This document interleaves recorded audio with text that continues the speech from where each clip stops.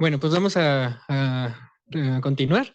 Ahora tenemos el gusto de contar con Neftalí Garrido, quien aceptó también participar en este simposio. Neftalí es también miembro de la Sociedad de Ex Becarios Marie Curie y nos va a contar un poco sobre su vida en la ciencia de datos. Gracias, Neftalí. Sí, gracias. Bueno, hola a todos, muchas gracias, Daniel, Corina, por la invitación. Em, Como dijo Daniel, yo me dedico a la ciencia de datos, soy consultor eh, externo, trabajo para diferentes clientes, principalmente en la industria financiera. Mi cliente principal de momento es una fintech en Estados Unidos y lo que hago para ellos es realizar modelos que utilizan inteligencia artificial para la predicción de precios o de eh, riesgos en la bolsa de valores. Soy físico de formación, maestro en física por esta casa de estudios, eh, ex becario Marie Curie también, en el Reino Unido, donde realicé un proyecto de investigación en tecnologías cuánticas y pues en mis ratos libres también me gusta mucho trabajar en la educación, en la divulgación, principalmente del área de ciencia de datos. Soy un firme creyente en la importancia de esta tecnología en nuestras vidas, la capacidad que tiene para revolucionar prácticamente pues todas las industrias con las que toca. Y creo que la democratización de esta tecnología es algo que va a ser fundamental para el desarrollo de nuestra región. Trabajo yo en la intersección entre consultoría, finanzas y ciencia. Me gusta esa imagen, es como una mezcla de los tres aspectos. Así es como yo visualizo lo que es la ciencia de datos. Eh, y bueno, para platicaros un poquito de cómo llegué aquí, yo estaba en la Universidad de Nottingham en medio del doctorado, en el año 2016, y salió un proyecto, no sé si ustedes han oído hablar de DeepMind, es una empresa británica, ahorita es subsidiaria de Google, en ese momento era independiente, y ese año publicaron un trabajo y fue un evento completo donde pusieron un programa que ellos hicieron, que utilizaba algoritmos de inteligencia artificial, contra un jugador profesional de Go. Ahora, no sé aquí los que ustedes hayan visto, que conozcan el juego de Go. El juego de Go es un juego de mesa, se juega entre dos jugadores, hay piezas negras, piezas blancas. La idea es colocar las fichas, es un tablero de 19 por 19, bastante grande, y se colocan las fichas de manera que rodeen la mayor cantidad de territorio posible. No tiene que rodear más territorio que su oponente. También puede rodear las fichas del oponente. Y si uno logra rodear las fichas del oponente, las captura. Son reglas muy simples, pero la cantidad de posiciones que tiene este juego, y si tienen chance después, si no lo conocen, les recomiendo que lo chequen. La cantidad de posiciones, la complejidad de estas posiciones es inmensamente grande. O sea, estamos hablando del orden de 10 a la 90 posiciones más o menos posibles en un juego de Go. Hasta ese entonces, la mejor computadora, el mejor programa de computadora que jugaba esto, no era capaz de ganarle a un amateur relativamente bueno, ni qué decir de un profesional. O sea, los profesionales no jugaban con computadoras en ese momento. Entonces, el hecho de que estos muchachos retaran a uno de los mejores jugadores de Go del mundo en ese momento, pues fue un hito. Y sobre todo porque ganó el match, la computadora, ganó 4-1. Eso era algo que no se esperaba que pasara por lo menos en una década. Fue un salto muy, muy fuerte. Y básicamente fue una prueba de concepto de lo que estas tecnologías, de lo que ellos eran capaces de hacer con estas tecnologías. Y para mí fue, yo creo que el momento en que me inspiró, que me motivó a empezar a aprender, a empezar a meterme en esa área, a aprender de estas tecnologías, algoritmos de Machine Learning, de inteligencia artificial. A mi regreso a México, pues he tenido la fortuna de trabajar para diferentes compañías, tanto aquí en México como en Estados Unidos, en las industrias consultora, en la industria de retail, en industrias financieras. Y como les digo, pues en estos momentos trabajo como consultor de manera independiente, eh, justamente llevando este tipo de nuevas tecnologías a las empresas que así lo requieran, ¿no? Desarrollando nuevas aplicaciones. ¿Qué es lo que me llevó aquí? Y quisiera pasar un poco de tiempo hablando de lo que es el conocimiento interdisciplinario. Y aquí puse una imagen de una llave porque yo siento que es justo lo que nos da como ese camino, esa llave que abre las puertas para la gente que quiere hacer transición de una carrera en la academia a la industria. Y es algo que nosotros como académicos no siempre estamos conscientes de ello. Hay muchas habilidades que uno aprende durante el entrenamiento en la academia, en la investigación, que son de mucho valor en la industria. Y yo hablaría, por ejemplo, de la capacidad que tenemos como académicos, como investigadores, para comunicar ideas complejas, comunicar nuestra investigación, ya sea en congresos, en pósteres. Esta es una habilidad muy importante y muy valiosa para la industria, porque trabajando en la industria, en la parte técnica, uno tiene que ser capaz de explicar su trabajo, ya sea gente en la parte ejecutiva, ya sea inversionistas, ya sea gente de marketing, de negocios, de producto, trabajar con diferentes equipos y poder explicar las ideas y lo que uno está trabajando, la relevancia de lo que uno está haciendo y también qué es posible y qué no es posible, ¿no? Y esa capacidad de comunicación, esa capacidad de aterrizar ideas de forma clara, experiencia docente también que muchos como académicos tenemos, ¿no? Ya sea como ayudantes o como profesores, es también muy valiosa. Otra habilidad que uno tiene, habilidad transferible que uno tiene pasando de la academia a la industria, eh, yo diría que es, por ejemplo, la capacidad de manejar sus tiempos. Cuando uno hace investigación, pues es un proyecto completo, ¿no? Tiene un fin, pero las metas, digamos, específicas, los pasos a tomar no están definidos. Entonces uno tiene que realizar los pasos, manejar sus tiempos. Imagino que en química, pues hay que hablar con proveedores de instrumental científico, hay que hablar con proveedores de sustancias, hacer eh, peticiones o formatos de investigación para obtener funding, ¿no? Ya sea de CONACYT o de la universidad, exponer los resultados. En el laboratorio, pues hay que diseñar el experimento, ver cuáles son los pasos, los parámetros que se van a tomar. Cada una de estas cosas, como les digo, no son cosas que nos digan desde un principio, ¿no? Entonces uno los tiene que definir, tiene que poner los tiempos adecuados para cada una de estas partes y ponerlas todas a veces al mismo tiempo, hacer multitasking entre diferentes tareas para un fin definido. Y esta habilidad de administrar nuestro tiempo, de definir los procesos, de no ser dependiente de lo que se conoce como micromanagement, ¿no? Que te digan exactamente los pasos a tomar, es extremadamente valiosa cuando uno pasa a la industria. Básicamente que le puedan poner a uno una meta, un objetivo y que uno sea capaz de definir los pasos necesarios es extremadamente importante. Yo también pondría ahí la habilidad que tenemos de aprender. Uno tiene que ser autodidacta muchas veces, básicamente en cualquier aspecto de nuestra vida, pero justamente en estas áreas técnicas de la industria que están avanzando rápidamente, o sea, lo que uno aprende hoy en un par de meses va a estar obsoleto porque hay una gran cantidad de gente trabajando nuevas aplicaciones, hay una gran cantidad de dinero, de inversión desarrollando aplicaciones nuevas. Entonces está en constante desarrollo. Uno tiene que estar dispuesto a aprender constantemente. Y eso es algo que como académicos, como estudiantes, pues lo hacemos todo el tiempo, ¿no? Tenemos que estar aprendiendo cosas nuevas, tenemos que ser capaces de agarrar un paper que alguien hizo en algún otro lado en un área completamente nueva y poder investigar lo necesario para entenderlo.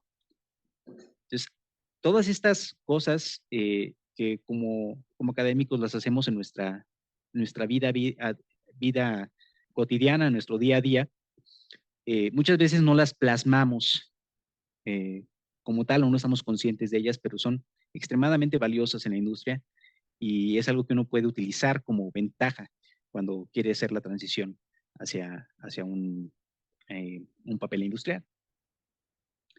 Específicamente en la ciencia de datos, eh, hay una gran necesidad de gente con entrenamiento técnico, es decir, con capacidades, entendimiento de matemáticas avanzadas, entendimiento de estadística, entendimiento de programación, por supuesto, pero principalmente no solamente de hacer la programación, los pasos ya definidos, sino de captar un problema, entenderlo, abstraer el problema y a- interpretar los resultados de un análisis, ya sea estadístico, análisis numérico, análisis probabilístico. En particular, yo creo que hay dos vertientes muy definidas cuando uno habla de trabajos en ciencia de datos. Uno se puede ir por el lado de inteligencia de negocios o business intelligence. Y aquí, pues los trabajos son más de tipo analizar los datos, visualizar los datos, poner datos crudos, procesarlos y ponerlos de una manera digerible, ¿no? O sea, hacer una historia completa. Es algo muy importante porque esta gente trabaja directamente con los que toman las decisiones, o sea, trabajan directamente con ejecutivos, con directivos, para mostrarles cómo está funcionando el negocio eh, de una manera basada en datos, de una manera basada en evidencias, y son imprescindibles a la hora de tomar decisiones. Entonces, es un área de suma importancia y más recientemente hay mucha demanda de gente que sea capaz de tomar los datos y ponerlos de una manera digerible, como una historia que pueda ser entendible y que se pueda ver claramente cuáles son las mejores decisiones a tomar.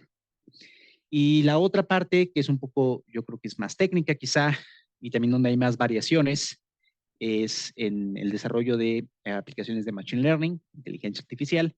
Y aquí, bueno, hay una variedad enorme de aplicaciones, ¿no? Uno puede irse desde el desarrollo de modelos, simplemente modelos estadísticos de análisis para riesgo crediticio, cosas que incluso se hacían ya desde el inicio de las computadoras, hasta las cosas más modernas que están ahorita, ¿no? Modelos grandes de lenguaje, redes neuronales, eh, modelos que son capaces de hacer manejo autónomo de vehículos, el ChatGPT, que ahorita pues, todo el mundo lo está usando, es la aplicación como de más relevancia en este momento.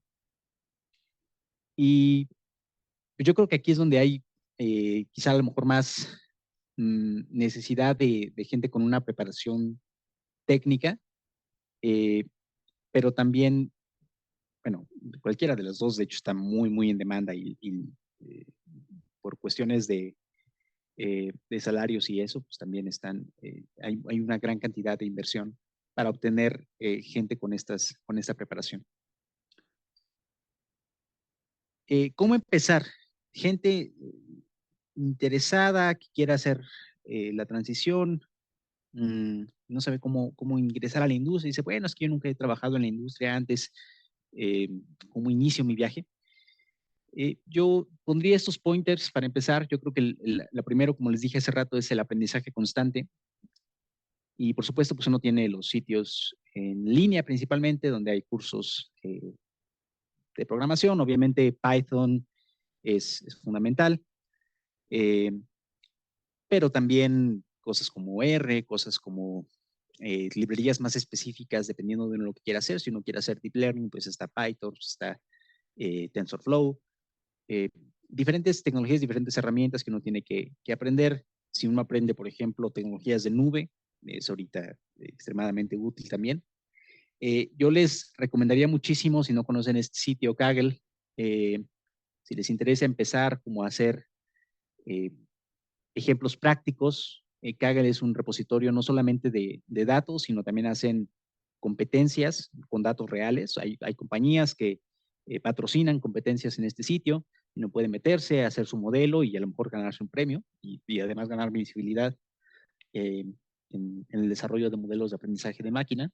Y también tienen un muy buen apartado de aprendizaje, tutoriales y cursos completos del área de ciencia de datos. Y es gratis también. Otra cosa muy importante, yo diría que es documentar el recorrido. Todo lo que uno aprende, cualquier, aunque sea por simple que parezca, si uno documenta el recorrido, si uno muestra, digamos, todas las aplicaciones que uno hace, el modelito que uno hizo de ejemplo, los datos con los que uno trabajó, los notebooks de Jupyter que uno tiene, documentarlos, guardarlos, publicarlos en algún blog, de esa manera, eso le permite a uno construir un portafolio de aplicaciones que es visible, ¿no? Para si uno quiere después mostrar lo que uno es capaz de hacer, no nomás lo pone en el currículum, sino que ya tiene el portafolio que muestra las habilidades directamente. No descuidar los perfiles profesionales en línea. LinkedIn seguramente todos lo han escuchado mencionar o incluso tienen sus perfiles ahí, pero a mí me resultó bastante útil tener mi perfil de LinkedIn bien actualizado, bien cuidado, porque prácticamente todos los trabajos, las oportunidades en el área de tecnologías de la información pasan por LinkedIn. Entonces, pues sí, ahorita es como que el punto a tomar en cuenta, es donde todo el mundo está, y si uno está visible ahí, pues tiene mucha mejor oportunidad de entrar. Y no descuidar las habilidades que uno tiene. O sea, si uno viene de la parte académica, como entrenamientos en investigación, como les dije, hay muchísimas habilidades que uno tiene como académico, como investigador, que son transferibles a la industria. Entonces uno tiene que aprovechar esas habilidades, el entrenamiento que uno ya obtuvo y mostrarlo en la práctica, no solamente en la industria, sino en cualquier área de la vida en la que uno se desarrolla. Y bueno, eso es prácticamente lo que quería platicarles. Les comparto mis links de contacto. Me pueden buscar en LinkedIn, en Twitter. Tengo también mi página web. Está en construcción en este momento, así que prácticamente ahorita nada más los va a redireccionar a LinkedIn y a Twitter, pero eventualmente será un repositorio un poco más completo. Bueno, muchas gracias por su atención. Gracias. Y no sé si haya preguntas, creo que hay un espacio para preguntas, ¿no? ¿Sí? ¿Alguien tiene preguntas? A ver, Gustavo. Gracias, Por cierto, más un paréntesis, muchas de las imágenes que puse aquí, imagino que ya muchos lo notaron, fueron generadas por modelo de inteligencia artificial. Entonces, este en particular, un robotito que tiene uno de Thank You. Bien, muy interesante. Muchas gracias, Neftalí. Eh, yo quisiera preguntarte algo análogo a lo que también le pregunté anteriormente a Manuel. Y es, ¿qué aspectos debemos cuidar para evitar que el destino nos alcance, por así decirlo, haciendo apología a la película de Soylent Green? Y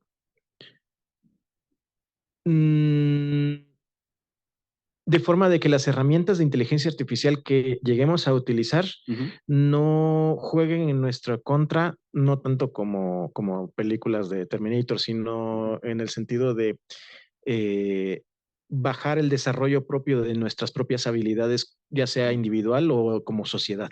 ¿Cómo ves tu perspectiva ahí? Yo ahorita lo pondría, es un muy buen punto. Y digo, mucha gente lo pensó también, por ejemplo, cuando surgió el Internet, ¿no? O los smartphones o otras tecnologías, que básicamente dicen, bueno, pues es que ya ahorita los jóvenes de hoy en día ya no se despegan de su smartphone y o no leen nunca, ¿no? No.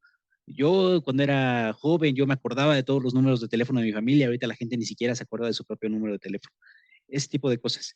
Creo que hay argumentos para un lado, para otro. Definitivamente hay que tener mucho cuidado con el desarrollo de estas herramientas y hay toda un área de investigación y trabajo respecto de seguridad, de desarrollar modelos de inteligencia artificial que sean seguros. ¿Por qué? Porque estos modelos, hablemos por ejemplo de los lenguajes modelos de lenguaje grandes o large language models, que son estos modelos como DALI, como GPT, como el Gopher de DeepMind, que son modelos que básicamente aprenden de todo el Internet. O sea, es una gran cantidad de texto, estamos hablando de petabytes de información que se le meten como entrenamiento, y para hacer eso es básicamente todo el Internet. Entonces los entrenan con todo el Internet, aprenden de todo el Internet y terminan siendo capaces de, hasta cierto punto, entenderlo, como entre comillas, porque no tienen conciencia como tal, pero son muy capaces de detectar las idiosincrasias del idioma humano y de generar texto que es como si lo hubiera hecho un humano. O sea, son muy buenos para predecir qué es lo que va a escribir un humano. Y uno les puede dar el contexto y pueden generar texto dentro de ese contexto que es completamente creíble.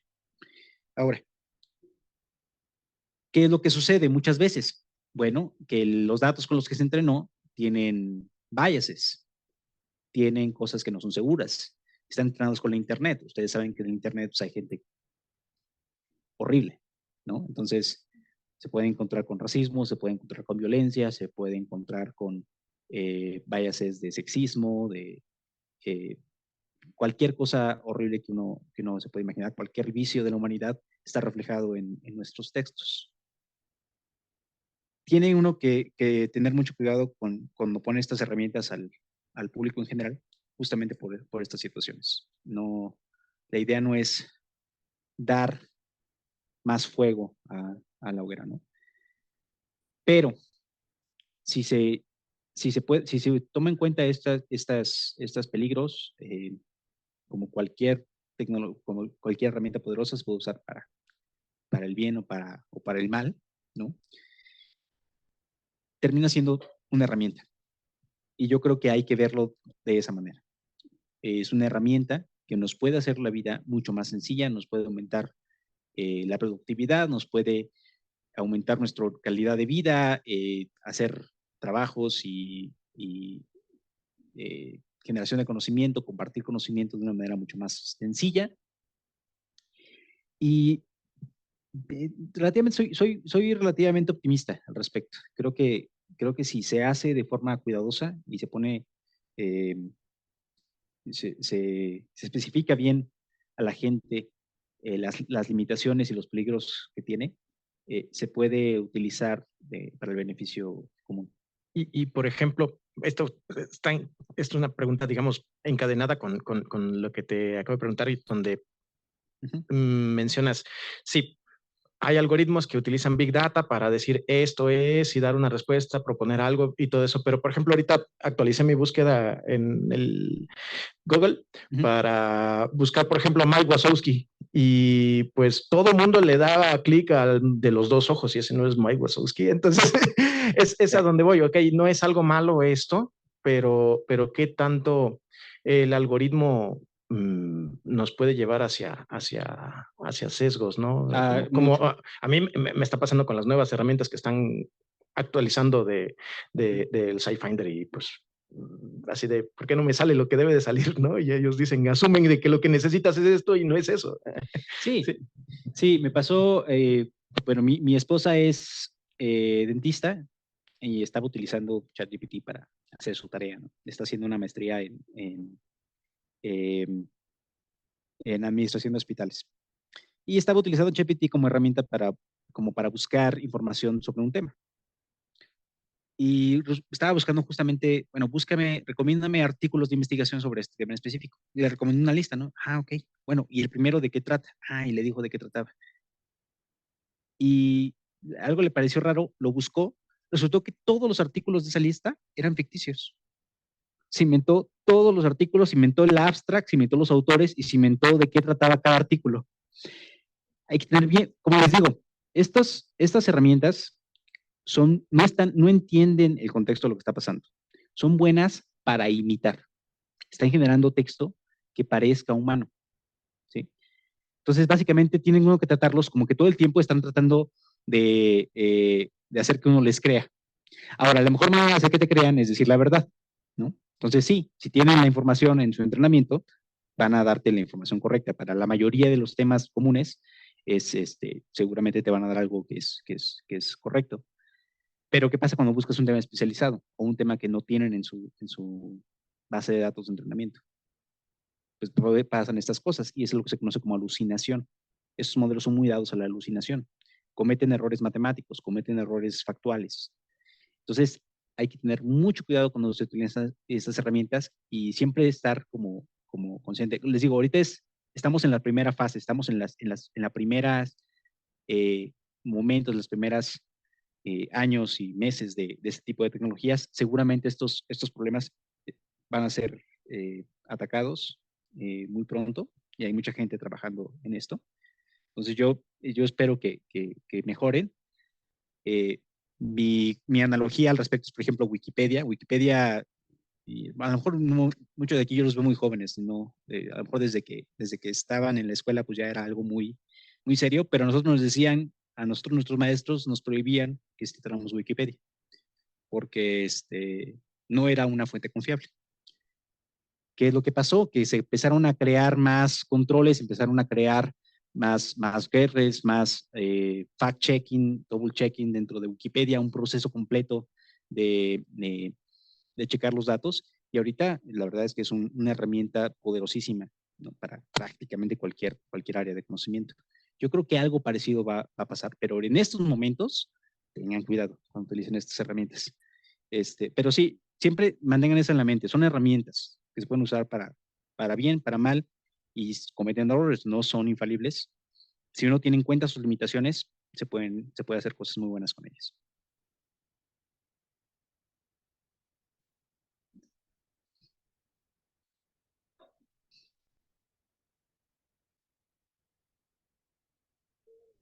Sí. Ok, muchas gracias por tu presentación y por compartir con nosotros los consejos para los jóvenes. Mi pregunta es más como somos alumni MCAA, ¿cómo contribuyó esta estancia o el tiempo que estudiaste eso en general en tu carrera profesional? Sí, como les digo, mi estancia de investigación, mi doctorado, pues fue en el área de física. Yo trabajé en tecnologías cuánticas. Entonces, pues a lo mejor puede parecer un poco alejado de lo que hago ahorita, ¿no? En cierta manera lo es. Digamos, ya no trabajo con láseres ni nada por el estilo. Pero, por ejemplo, la parte de programación, pues lo he usado desde que estaba en la maestría. En analizar los datos, visualizar los datos, ponerlos en una historia.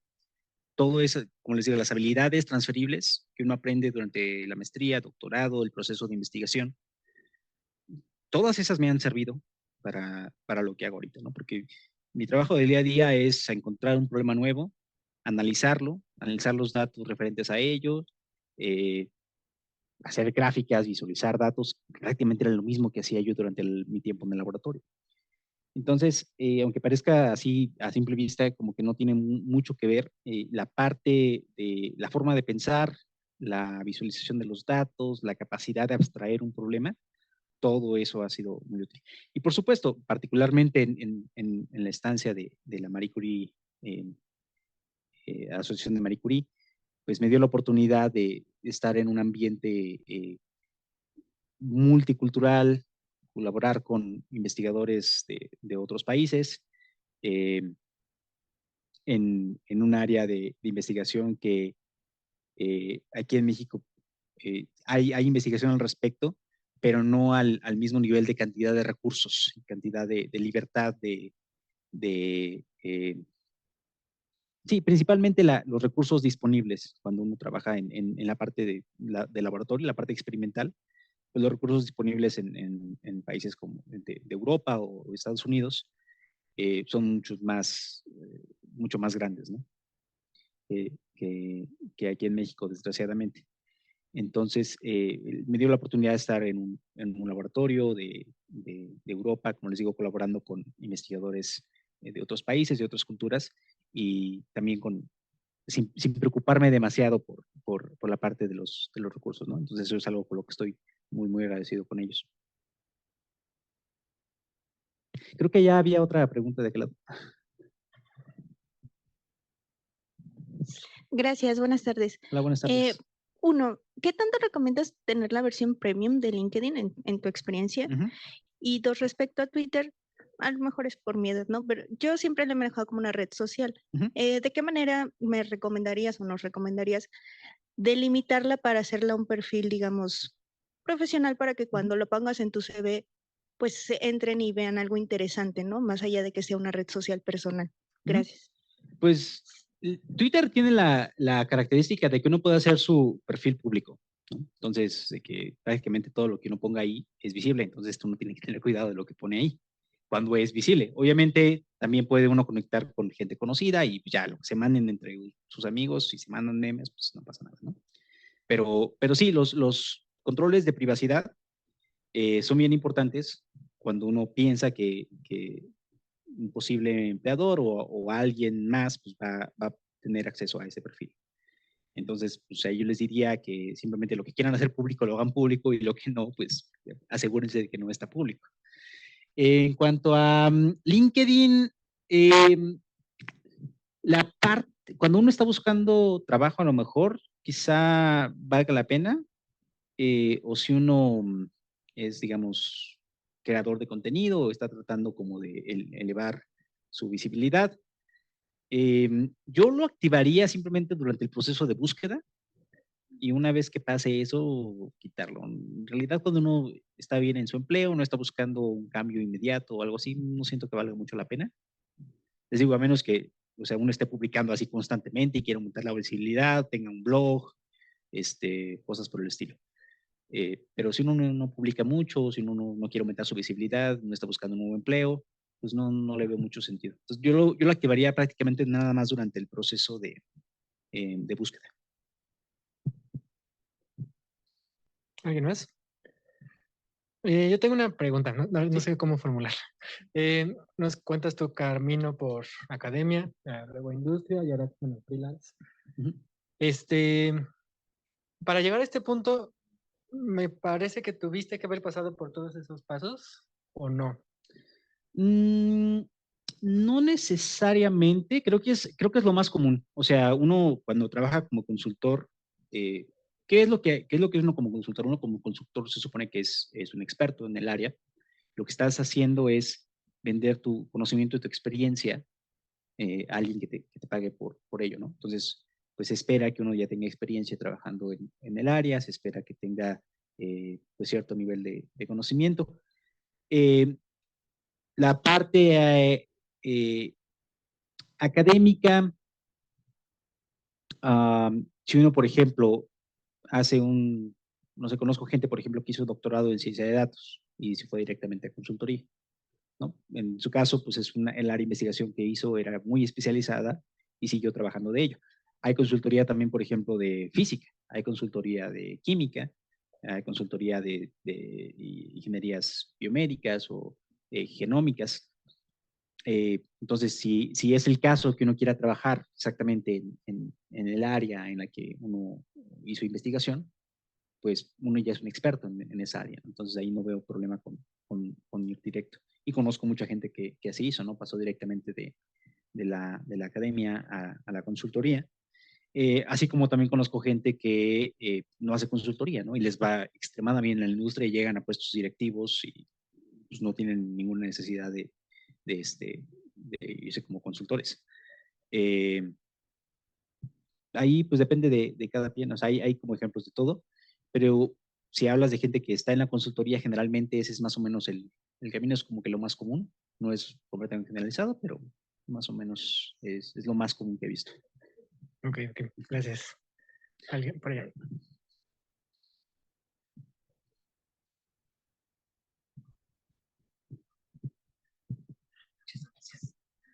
Y siguiendo con esto que comentabas de la consultoría, ¿tendrás alguna sugerencia de cómo aclientarte? O sea, porque toda la parte técnica, pues, podría ser subsanada, ¿no? Pero a veces no somos tan extrovertidos o no tenemos como los contactos comerciales, ¿no? Pero, ¿cuál consideras que sería una forma efectiva de generar el cliente o acercarte al cliente para poder, pues, poner dividendos en tu consultoría? Como les digo, la primera cuestión pues es que uno tenga un valor agregado, ¿no? Entonces, obviamente, volviendo a lo mismo, el tener un portafolio de proyectos, el tener un track record de lo que uno ha hecho, de lo que uno sabe, de lo que uno puede hacer, es bien importante. Pues el currículum no va a ser suficiente, ¿no? No puede poner en el currículum lo que uno quiera, pero cómo lo demuestras que realmente puedes hacerlo. Entonces ahí es importante tener un track record, tener un portafolio visible de lo que uno que hace. Y fuera de eso, híjole, pues ahí hay muchos aspectos y para serte sincero, mucho depende de la suerte también. Obviamente el inglés es fundamental, tu capacidad de comunicación también es fundamental. Entonces, como dices, a veces somos tímidos y eso, pues se nos tiene que quitar lo de ser tímidos. Hasta ahorita yo no he tenido que contactar a nadie. A mí me contacta. Te digo, ahí entra mucho la visibilidad que tú tengas. También es, por ejemplo, algo que es muy común, es que uno hace contactos durante sus tiempos en la industria, ¿no? ¿Cómo pasé yo, digamos, yo estaba trabajando antes de mi trabajo actual, yo trabajé para un hedge fund en Estados Unidos que tenía oficina aquí en México, y mi trabajo ahí era muy, muy poco visible, o sea, no tenía casi relación con nadie de directiva, o sea, básicamente me ponían en una computadora, yo hacía los modelos y me iba, ¿no? Estaba completamente solitario. Mi interacción era más con la gente técnica. Cuando cambié de empleo a una compañía mexicana, estuve en un cargo, no era cargo directivo o estaba a cargo de gente, pero sí tenía mucho contacto con otras áreas. Y eso me ayudó mucho, como les digo, a comunicar las ideas, comunicar tu trabajo de una manera efectiva. Te ayuda mucho para ver cuáles son las necesidades de negocio. Entonces, meterte a otras áreas, meterte a ver qué es lo que necesitan, cómo les puedes ayudar, qué es lo que se requiere de tu parte. Y, y también entender el trabajo de otra gente, ¿no? O sea, no, el trabajo de uno pues, no es el más importante. Uno piensa que sí, pero entender qué es lo que hacen los demás, entender. A veces uno está ahí muy metido con cosas muy complejas del modelo, resulta que simplemente lo que necesitaban era una regresión lineal nada más. Y eso era más que suficiente para todo. Y es más, el de producto, pues había un detallito que te arruinaba completamente tu modelo. Entonces, esa capacidad que tú tengas de comunicarte con otras áreas, de entender a otra gente, abre muchas puertas y te ayuda a hacer contactos. Entonces, básicamente es ir afuera. Yo recomendaría también algo que es a lo mejor muy más viable, empezar con empresas de consultoría. Es decir, hay empresas como, se me fueron los nombres, KPM, que se llaman las 4 grandes, son empresas que básicamente se dedican a eso, a dar consultoría y contratan gente de prácticamente cualquier área del conocimiento para hacer estos proyectos. Si uno tiene experiencia en este tipo de empresas, hacer un trabajo independiente es muchísimo más sencillo. Entonces, es otra posibilidad también, entrar como subsidiario o como contratista de estas empresas y generar una experiencia por ese lado. ¿Hay otra pregunta? No, acá tampoco. Muchas gracias, Neftali. Ok, muchas gracias.